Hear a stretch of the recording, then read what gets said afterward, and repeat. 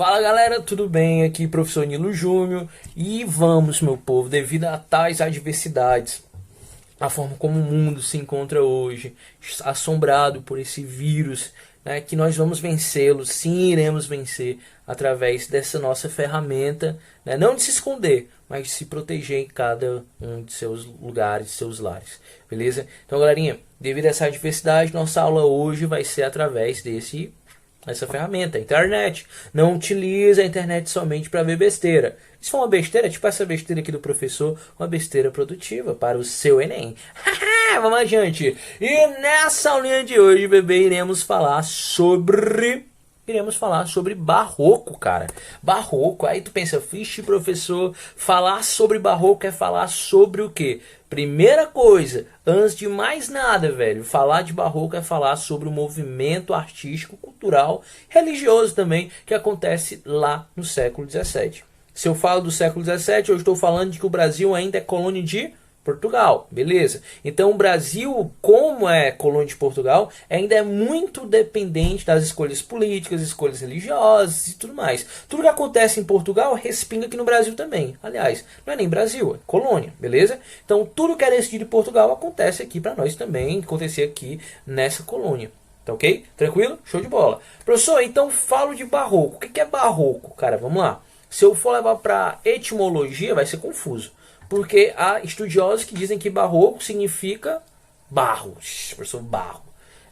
E aí quando fala que é barro, lembra que barro, tal qual na igreja, na Santa Bíblia, diz que o homem veio do barro, ou seja, do pó. Do pó tu viestes, ao pó tu retornarás. Amém, igreja? Amém. Vamos lá. Então, professor, a primeira galera diz que vem do barro, beleza. E a segunda? A segunda etimologia, a galera diz que define de pérola. Termo latino, pérola, beleza? Então, quando falo de barroco, independente de ser um ou outro, você tem que estar relacionando sempre a questão religiosa, a questão própria da Igreja Católica. E falando em Igreja Católica, século XVII, dá logo uma treta. Que treta é essa? Século XVII, meu povo, é marcado por uma conturbação de dois lados. De um lado nós temos a reforma protestante, a qual nós tínhamos Lutero com suas 95 teses, que condenava algumas ações da Igreja Católica, como por exemplo, as indulgências. Dá um pedacinho do terra do céu aí, pronto, pagava as indulgências, eu vou livrá-lo do pecado, mas para isso me dá R$ 100 aí. As indulgências que alguns membros da Igreja Católica faziam, então Lutero condenava essa relação, criando assim uma questão de reforma protestante. Porém, meu povo, há uma galera que vai chegar ali, a trazer uma nova perspectiva. Que perspectiva é essa? É a contra-reforma. Professor, então quer dizer que existia a reforma protestante e existia a contra-reforma? É exatamente isso. A galera que não aceitava e que dizia, não, espera aí, não é bem assim não. Não é porque uma coisa deu errado que tudo tem que dar errado. Não, você está errado, meu filho. Pronto, e aí começava a confusão. Então havia dois lados. Um lado que queria uma transformação radical e um outro lado que não desejava essa mudança radical, porque beleza, havia algumas coisas erradas, mas não precisa ser tão radical assim. Então, meu povo, segue a seguinte perspectiva: dois pensamentos. E se eu tenho esses dois pensamentos, vão levar a uma sociedade conturbada, bipolar, uma sociedade onde vai ter um pensamento dualístico, ou seja, não sabe se aproveita a vida tal qual é ensinado lá no período classicista até um século anterior, ou não sabe se vai ter ser temeroso com a situação própria religiosa, e fica aquela questão medieval. Então fica entre o pecado, o perdão, a luz, a escuridão, a razão, a emoção. Vai ser uma sociedade que vai ter esse pensamento, tranquilo? Massa? Pronto. Professor, entrei nessa questão dos protestantes, entrei nessa questão da contra-reforma. Outra coisa que é necessário, que você tem que anotar aí, lembrar de uma faculdade. Que faculdade é essa? Maurício de Nassau. É esse nome, lembra de uma faculdadezinha, né? Show, massa. Faculdade aí, grande, que, né? Enfim, vai ter o nome da faculdade. Maurício de Nassau, que é uma homenagem a um grande líder holandês. Um grande intelectual holandês que pregava ali, Holanda pregava a reforma protestante. Toda Holanda era protestantista, certo? Então, com isso, era contrária às ideias de Portugal, que era catolicismo, beleza? Então já vai ter uma treta aí. E aí, se eu for lembrar da aula de história do Ceará, onde nós vamos ter a invasão holandesa, hein? Olha só a confusão. Por isso que aqui no Barroco é tão forte ainda no Nordeste essa questão literária, essa questão artística, beleza? Até lembrar também que a colônia em Portugal era aqui no Nordeste, não era no Sudeste, como muitos pensam, não era, beleza? Então vamos adiante. Galerinha, lembra que a Holanda é um país que defendia a reforma protestante. Portugal, colônia aqui, ó, dono das terras, católico. Vai ter treta? Muita treta. E um dos principais nomes, Maurício Nassau. Tranquilão? Filé. Segue o baile, meu povo. Segue o baile. Vamos lá. Continua aqui com o seguinte pensamento. Se o Brasil ainda é colônia de Portugal, se o Brasil não é nem Brasil, é colônia de Portugal, imagine só o índice de analfabetismo gritante. Principalmente das mulheres. As mulheres eram analfabetas, né? Não eram tão alfabetizadas assim. As mulheres, na verdade, não podiam nem sair às ruas. Viviam um sistema altamente arcaico e é de uma hierarquia fora do comum. A mulher, meu povo, ficava ali, ó, lá na base, não tinha direito a nada. O homem não, o homem é diferente. O homem tinha um padrão, não sei o que, podia fazer, podia ir para onde quisesse, voltar quem quisesse, enfim. Tanto que a noite aqui na colônia era uma noite totalmente masculina. Tinha sempre o quê? Uma igreja e um bar. Tá? Para ser sutil, né? Você me entendeu? Você entendeu o que eu sei. Havia igreja e do outro lado da igreja tinha o quê? Um bar. Pronto. Era para quem? Para os homens. Construindo também o quê? Dentro do Brasil havia cidades, professor?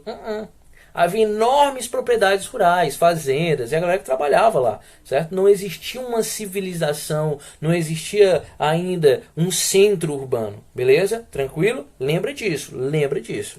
Massa? Vamos lá. Professor, quais são as principais características que eu nunca poderei esquecer do Barroco? Pega o papel, pega a caneta e vamos lá. Primeiro elemento, antropocentrismo versus teocentrismo. O que é o antropocentrismo e o teocentrismo?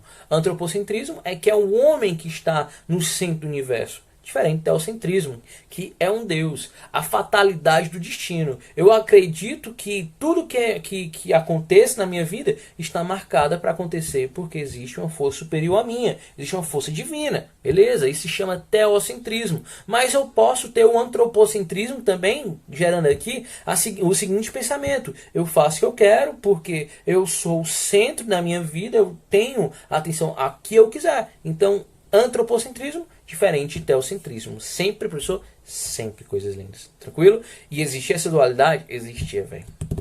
Existia. A galera pensava dessas duas formas. Tranquilo? Outra coisa, toda vez que eu falo de Barroco, coloco o segundo asterisco, segunda setinha. Detalhismo e rebuscamento. A busca da perfeição, velho. Olha só, cara. Os poetas, os autores, os pintores, enfim, todos eles buscavam dentro da sua escrita, dentro da sua arte, produzir a máxima da perfeição. Um rebuscamento. Uma literatura não poderia ser escrita, um poema não poderia ser escrito de qualquer jeito. Tinha que ser bem trabalhado, bem realizado, lembrando dos modelos, né, das formas, não do modelo tão clássico, assim, tão simples, mas tipo dentro da preciosidade de vocabular. Enfim, os poetas eles trabalhavam dentro dessa forma. Os artistas, a perfeição. Eu queria olhar para um quadro e que esse quadro olhasse para mim e falasse, sou foda. É isso que ele quer, beleza? Então havia esse detalhamento, esse rebuscamento. Detalhamento tanto na linguagem, rebuscamento na linguagem, na pintura, na pincelada, na escultura. Se você for pensar em um artista barroco, Aleijadinho. Pega as obras de Aleijadinho, cara, você vai ver como é a perfeição, cara. Beleza? Tranquilo? Vamos lá. Então, ó, a ideia também da contradição, tal qual o tio disse anteriormente, no antropocentrismo e teocentrismo. A ideia do bem e do mal, pecado, perdão, luz e escuridão, certo? Carne e espírito, carne e alma, enfim, existem esses questionamentos. Existem essas dualidades. Beleza? Tranquilo? Vamos lá. O tio falou que existia uma coisa chamada linguagem rebuscada e detalhamento. Pronto. Agora você vai fazer uma setinha e vai colocar o seguinte: toda vez que eu falo de uma linguagem rebuscada, eu estou falando de recursos de linguagem que estão sendo empregados ali. Como assim recursos de linguagem empregados? Vamos lá. Eu utilizo, pessoal, elementos figurativos da linguagem. Não necessariamente a linguagem vai ser figurada, mas elementos figurativos da linguagem, como, por exemplo, figuras de linguagem sintática como zeugma, né, como elipse e assim por diante. Eu utilizo dessa ferramenta gramatical dentro dos meus poemas, certo? Então, é uma linguagem rebuscada? Lógico que é uma linguagem rebuscada. Talvez pela sua expressividade da língua, ela tinha que se fazer presente uma linguagem firme, beleza? Até porque os nossos poetas aqui que vão apresentar, os autores principalmente, né, que falaremos aqui, eles não são pessoas que vão vir só para escrever e ir embora, não. Eles vão vir para marcar uma geração, beleza? Tranquilo? Então vamos lá. Uma linguagem rebuscada, né, cheia de figuras sintáticas, inversões e assim por diante. Outra coisa, cultismo da língua, a forma da língua culta. O que seria essa língua culta, cara? É o pegar do latim antigo, latim arcaico, é o pegar das expressões mais como é que eu posso dizer, mais preciosas e relacionadas dentro da palavra, dentro do texto, beleza? E aí funciona. Marça. E por último, conceptismo. O que é essa ideia do conceptismo? É a ideia, é o raciocínio. Então você vai me dizer linguagem rebuscada, linguagem culta, cultismo e por último, conceptismo. Os poetas barrocos, eles têm um segredo, cara. Eu vou falar esse segredo porque eu não sou nem baú. Os poetas barrocos, eles tinham uma questão de não simplificar nossas vidas. Eles queriam dificultar. Tá pensando que é fácil. Então toma, voador meio despeito. Os poetas, eles faziam essa inversão sintática, mas além disso, ele brincava com as palavras. Ele se expressava de forma oposta. Eles tentavam trazer dificultar, não é bem a palavra, mas eles tentavam acrescentar ou incrementar demais o poema, que isso fazia uma dificuldade, algumas vezes, né, uma dificuldade para interpretação e compreensão desse texto, beleza? Então há relação conceptista, cultista e também, meu povo, do rebuscamento. Não esqueça, esses são 3 elementos principais do poema das literatura barroca, beleza? Professor, quais são os temas mais marcantes do barroco? Vamos lá. A fugacidade da vida, né? O questionamento sobre o que é a vida, o que é a morte, são esses elementos. Sobre o que é o pecado, o perdão, o castigo sempre. É engraçado quando fala de pecado, os poetas eles trabalham a questão do castigo do pecado. Não é assim, eu pequei, eu pequei, isso é legal. Não, você peca e tem logo em seguida o castigo, beleza? Outro elemento, o tempo como agente da morte. O tempo é a solução para tudo, cara. Acreditávamos que da seguinte forma, aqui que na Terra não é um período, não é para ser eterno. Aqui é só um teste. Se eu for um pecador, se eu for um cara que não respeita a religião, se eu não for um cara realmente religioso, eu não vou para ter a eternidade, não. Então, aqui na Terra o tempo era limitado, filho. Ó, o tempo era limitado. O tempo aqui era só para um teste, beleza? Tranquilo? Outra coisa, havia a relação própria do que era místico, do misticismo, do espírito, da carne, né, do sobrenatural e sempre, muito frequente, o apelo à religião. Tranquilo? Tranquilo? Professor, qual foi a primeira obra que marca o surgimento do barroco no Brasil? Prosopopeia de Bento Teixeira, beleza? Prosopopeia, um culto religioso também, beleza? Então, se eu falo de Bento Teixeira, eu estou falando da primeira obra, do primeiro autor literário do barroco no Brasil, com a Prosopopeia, beleza? Vamos adiante? Show! Mas só que nós temos que falar de dois nomes principais aqui. E nessa videoaula nós temos que falar deles, é impossível. O primeiro, Gregório de Matos, o Boca do Inferno. Ai, professor! O Boca do Inferno. Por que ele tinha esse apelido? Porque o cara era altamente sático, o cara era altamente irônico, o cara ele era desses, ele não tinha papo na língua não. Ele falava mesmo, beleza? Professor, quando é que nasce o Gregório de Matos? 1636, vai morrer em 1696. Viveu bem, né? Viveu bem aí, uma vida bem polêmica, bem sático, né? O qual ele já foi até jogado dentro do navio, vamos dizer assim, que ele foi obrigado a sair, mas ele, não, por favor, saia, não, ele foi obrigado, jogaram ele dentro do navio, amarrado para ir para a África, né? Enfim, então é um cara bem polêmico, cara, cheio de inimigos. E esse apelido Boca do Inferno é porque a sua sátira, a forma de se enxergar a sociedade, crítica como ele era, não era algo em vão assim, tão sutil. Ele era grosso de verdade. E não tinha esse negócio não, velho, de falar somente dos ricões, não. Ele falava de padre, da burguesia, dos políticos, dos fazendeiros. Ele falava de tudo que tinha aqui. Então não vai me dizer que é um cara sutil, que não é. Beleza? Vamos lá. A obra de Gregório de Matos eu vou dividir em 3 fragmentos, 3 partes, 3 momentos. Primeiro, a poesia religiosa. Poesia religiosa, barroco religião, filho. Barroco religião. A poesia religiosa é a relação entre o homem, certo? Entre o homem, Deus e a religião. Poesia religiosa, homem, Deus, religião. Professor, a relação entre homem e Deus é a mesma coisa de homem e religião? Não, não é a mesma coisa. Aí você me pergunta por que não é a mesma coisa? Porque, veja bem, quando ele fala sobre religião, ele está falando sobre aqueles mesmos carinhas ali dentro da igreja católica que tinha um discurso, vamos dizer assim, que de religioso não tinha nada. Beleza? Então acaba que quando ele fala de religião é um pouco diferente sobre Deus, tá? Outra coisa que chama detalhe, que tem detalhe, é a relação própria dele com Deus. A forma como ele se dirige a Deus. Tranquilo? Poesia sátrica, professor, são críticas, são poemas críticos, que ele fala realmente o que tem para falar. Se é corrupção, ele fala sobre corrupção. Se ele fala sobre comportamento inadequado, é comportamento inadequado. Então, Gregório de Matos, ele tem essa não. Poema crítico, o sátrica dele vai ser em relação tanto à questão religiosa, quanto à questão política, questão econômica, comportamental, ele falava. Beleza? Lembrar que essa poesia sátrica dele é bem próximo das cantigas do trovadorismo. Cantiga de maldizer e de escárnio. Lembra a diferença? Cantiga de maldizer, os poetas, os cancioneiros da época falavam mal com insultos, palavreados, de forma bem sátira. Assim como Gregório de Matos. E a cantiga de escárnio eram insultos mais leves, né? Tipo, seu bobão. Tô chateado. Beleza? Então, poesias sátíricas aí como a segunda característica principal.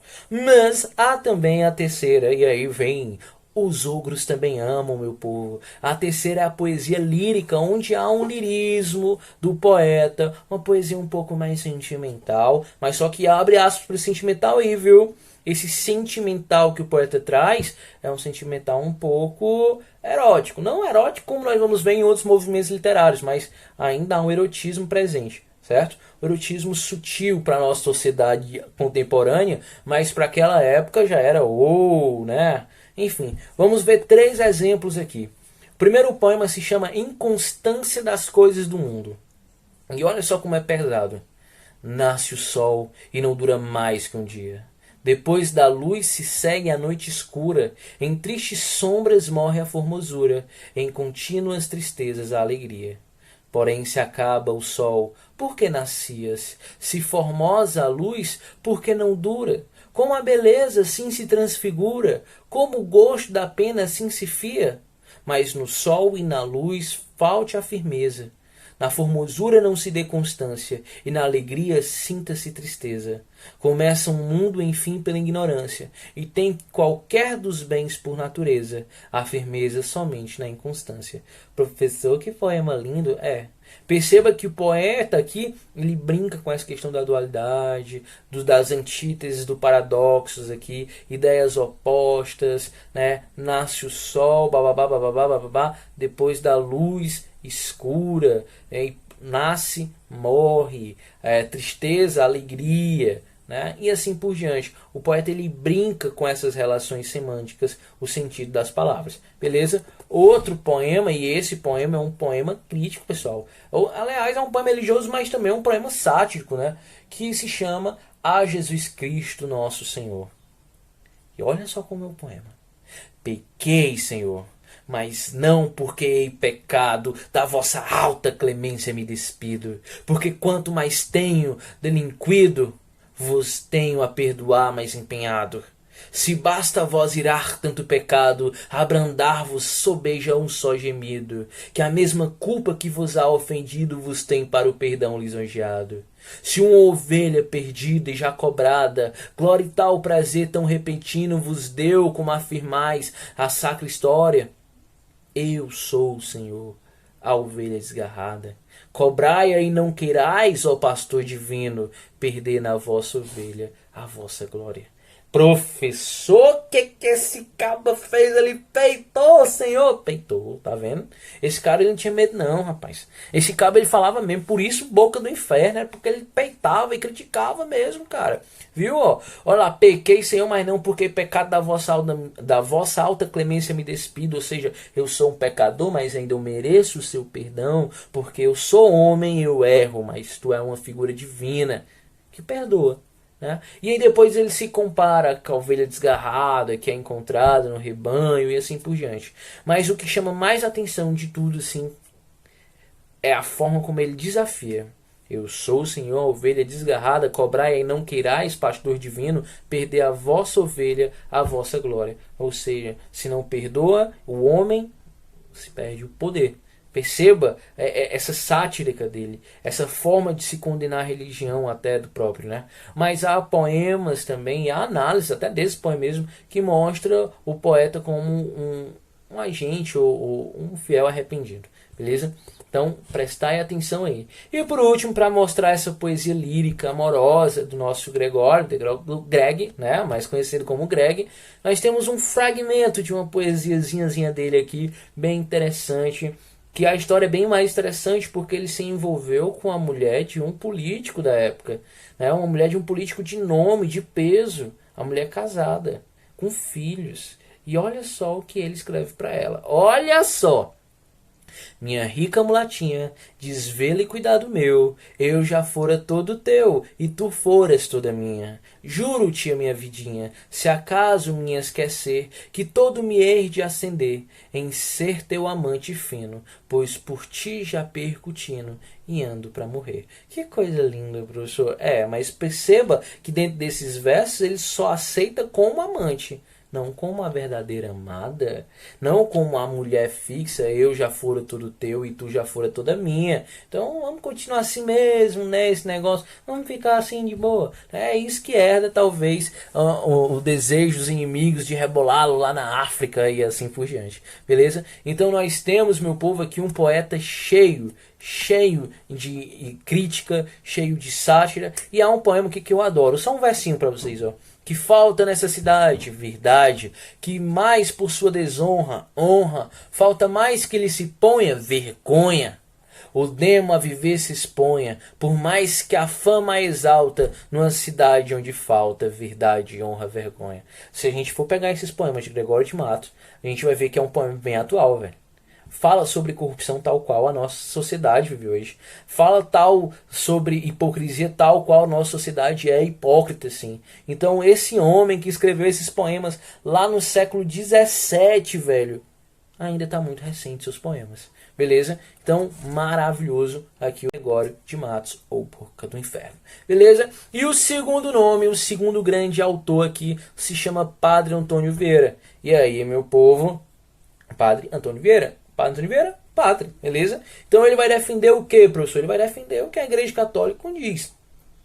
Desde muito jovem, né? Veio para o Brasil muito jovem, aos 7 anos, estudou na companhia de Jesus, dos jesuítas, se formou padre logo no começo logo do seminário, como seminarista, ele já tinha uma diferença dos demais na forma como ele falava. Cara, você assistia Padre Antônio Vieira discursar lá por horas e horas e parecia para você que era segundos. A forma como ele falava, como ele entonava a sua voz, controlando o povo. Cara, era maravilhoso. Era uma coisa de louco. Era um verdadeiro palestrante. Show de bola. E olha só, antes de começarmos a falar dele, eu quero que algumas frasinhas dele aqui, ó.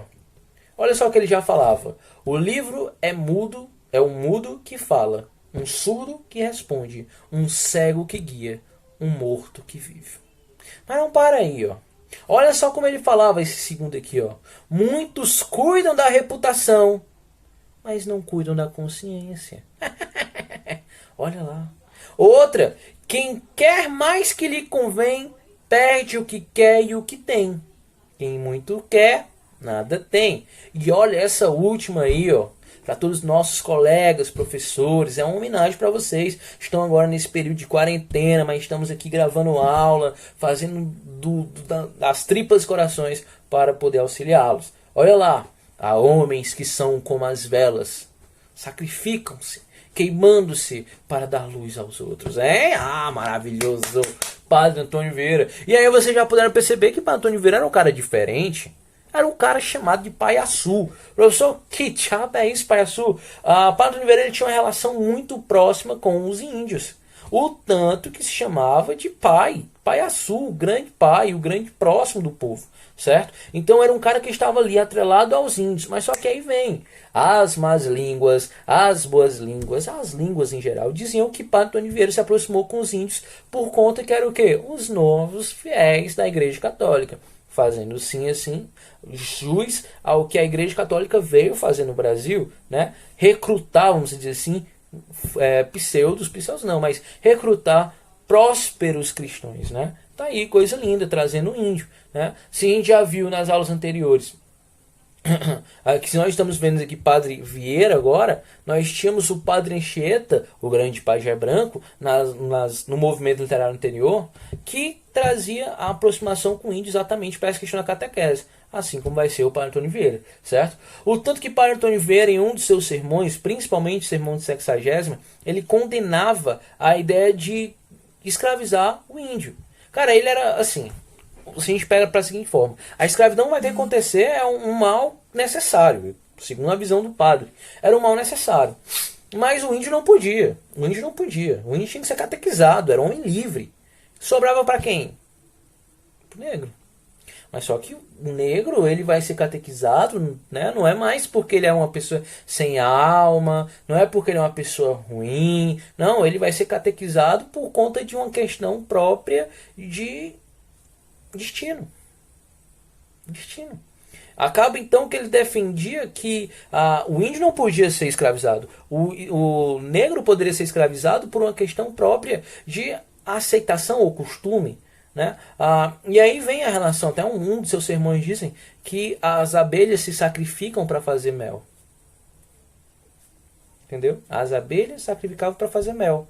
Os escravos tinham que se sacrificar para se transformar na sociedade. Beleza? Olha só que coisa, olha o pensamento. Choca, né? Choca bastante. Mas vamos lá. As obras de Padre Antônio Vieira eram divididas em profecias, né, onde ele escrevia obras que trazia relação com o próprio Portugal, né, mas as cartas também, são mais de 500 cartas onde ele tratava assunto Portugal e Holanda, e cara, Portugal e Holanda de novo, olha lá, que eu falei lá no começo da aula, Portugal católico e Holanda, né, protestante, não podia se aceitar, tinha esse embate, não pode aceitar, beleza? E aí, meu povo, o que vai ser mais conhecido do nosso querido Padre Antônio Vieira são os sermões. Detalhe para o sermão de Sexagésima, que é a condenação dos padres que vinham de Portugal e até mesmo os padres católicos que não faziam os seus discursos, que não davam as suas missas ou pregavam as palavras de Cristo de uma forma tão adequada, certo? Esses mesmos indivíduos que eram favoritos à questão da escravidão ao índio, esse indivíduo que muitas vezes falava de Deus, que pregava religião, mas que de religioso não tinha nada. Então esse poema de Sexagésima, esse sermão de Sexagésima, é um sermão a qual ele condenava essas questões de alguns padres que vinham de fora para cá e de alguns padres que já estavam e não eram tão corretos assim. Beleza? Mas só que, meu povo, os sermões do Padre Antônio Vieira eram sermões altamente argumentativos, como todo sermão é argumentativo. São sermões que são famosos até hoje, são atuais também, tal qual era o caso de Gregório de Matos, os poemas de Gregório.